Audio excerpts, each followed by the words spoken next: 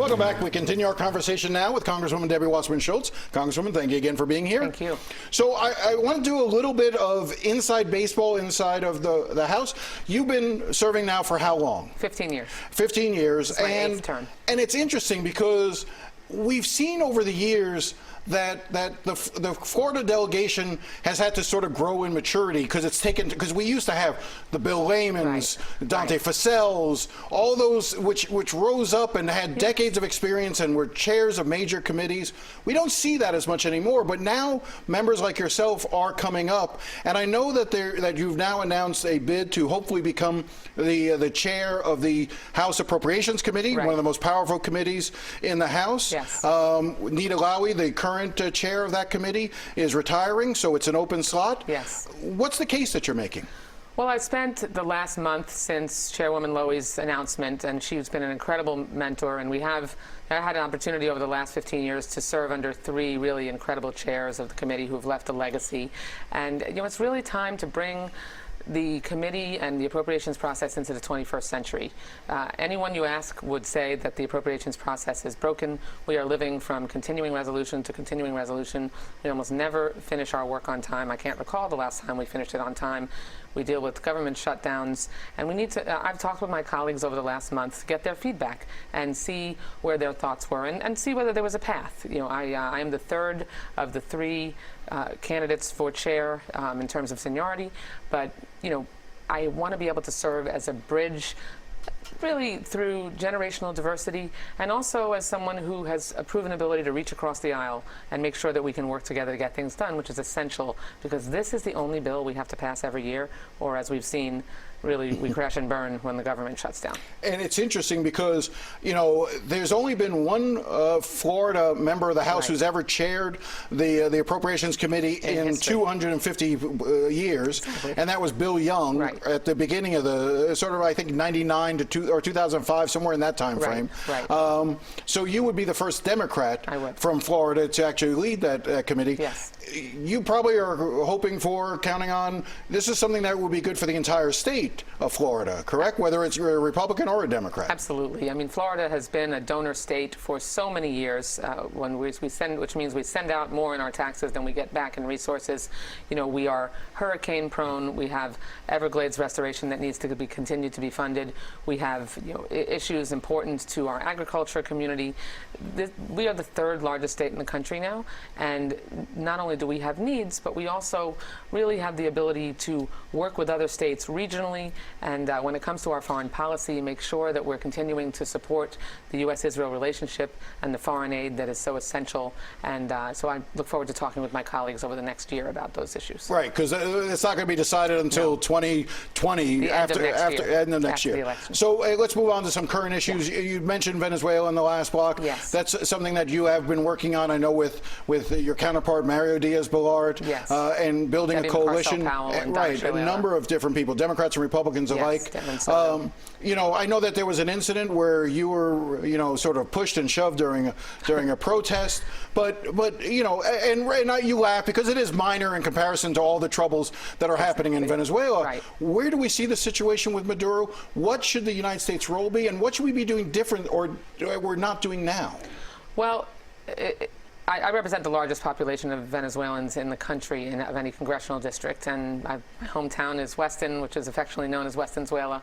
So I have friends, neighbors, my children's friends who really have fled Venezuela because of the crisis that Maduro has wrought on his people. He's starving his people. There is a humanitarian crisis there. And first and foremost, we need the president to grant TPS to Venezuelans that are here. For him to levy sanctions and really cast aspersions on Maduro, rightfully so, about the way he is abusing his people, and yet be deporting Venezuelans back to that country flies in the face of the temporary protective status legislation. I've sponsored with my colleagues in South Florida and Darren Soto, legislation that would grant TPS to Venezuelans. We have to do that, but we have to do so much more in terms of really tightening the screws on Maduro. We need to make sure that we can put pressure on them so that there is a peaceful transition to democracy, and that the Guaido, who is the rightful constitutional president, should take over at least on an interim basis, and then make sure, because he's been elected the head of the National Assembly. Other than TPS, not granting TPS yet, has the Trump administration, do you think they've taken the right path with regard to Venezuela?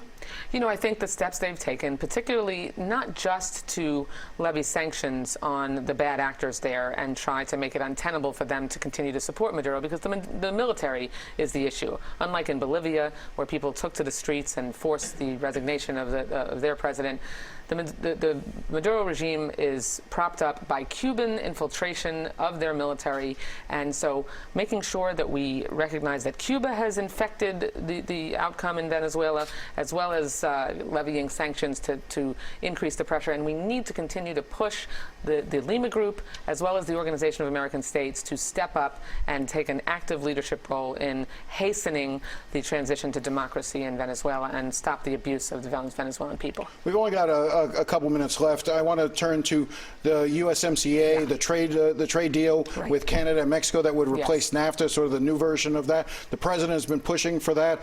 I know that we're sort of waiting to sort of see if the House and the Senate, what they take it up. How do you view the USMCA right now? Well, we're not there yet. I certainly, I mean, there are times when I have supported trade agreements. I support fair trade, not free trade. And there are a number of labor and environmental standards that still need to be addressed. We have enforcement mechanisms that still haven't been addressed, as well as prescription drugs.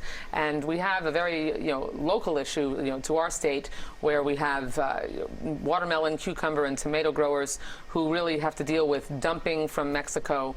And that fix seasonally for them has to be a part of this to earn probably the majority of the Florida delegation's support. So right now you're a no vote on it? Right now I'm waiting to see if the issues that are of vital concern to me are taken care of inside the agreement, or that at the very least for our local issue here in Florida, that we have agreements that ride alongside the USMCA when it finally comes to a resolution. All right, I can give you 20 seconds on this.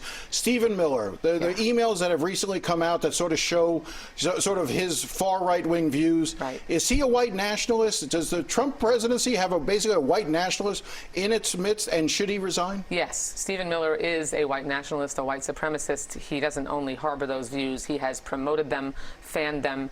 Our immigration policy is at the heart of it, is Stephen Miller's support for a whites-only policy in this country, and that's how he's pushed President Trump successfully to adopt an immigration policy that is anti-people of color. It's unacceptable, and he should resign. We got to wrap it up there, but I want you back soon. Absolutely. Too There's long. So much. Yes, there's so much that we can get to. I really appreciate you coming in. My pleasure. All right, up next, do you have plans to fly out of Miami National Airport this coming week for Thanksgiving? Expect to see some protests that may affect your travel. I'll have the details when we return.